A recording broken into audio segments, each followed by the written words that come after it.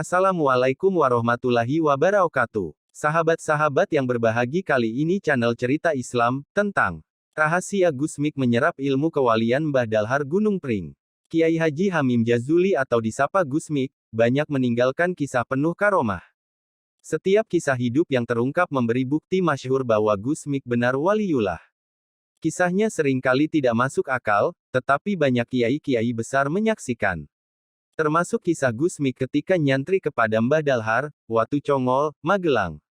Mbah Dalhar sendiri adalah salah satu mursyid tarekat Syaziliyah. Gusmik memang berniat ingin belajar kepada Mbah Dalhar. Gus Miftah menceritakan tentang kisah Gusmik yang nyantri kepada Mbah Dalhar. Siapa yang tidak kenal dengan Gusmik? Tanya Gus Miftah kepada jamaah saat mengisi pengajian di Karangawen, Demak, tanggal 14 Februari tahun 2020 lalu. Gus Miftah melanjutkan ceritanya bahwa Gusmik adalah salah satu gurunya. Kiai Haji Hamim Jazuli itu inspirator, sekaligus guru saya. Beliau bisa mengubah tempat kemaksiatan menjadi ladang dakwah yang luar biasa, ujarnya. Menurut Gus Miftah, ketika menjadi murid Mbah Dalhar, Gusmik mempunyai kebiasaan tabarukan dengan membersihkan dan menata sandal gurunya itu. Gusmik punya kebiasaan menata sandal Mbah Dalhar. Sudah wali tapi setiap hari masih menata sandal, ujarnya. Suatu ketika, lanjut Gus Miftah, Gusmik kaget karena mendapati di depan kamar Mbah Dalhar ada dua pasang sandal. Gusmik bingung dan penasaran. Dua pasang sandal itu sama persis bentuk dan ukurannya.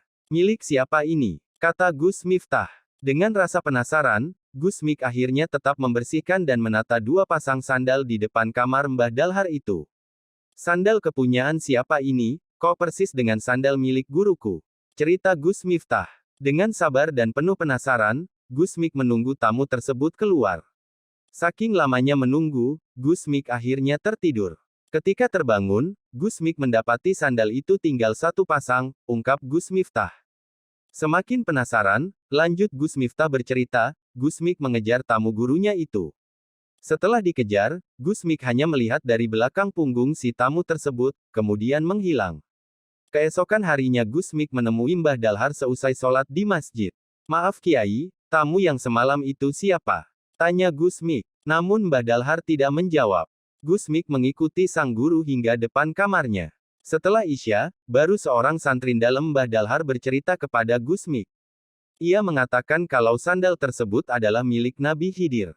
Iya, sandal itu milik Nabi Khidir dan sempat ketinggalan di Magelang, ungkap Gus Miftah.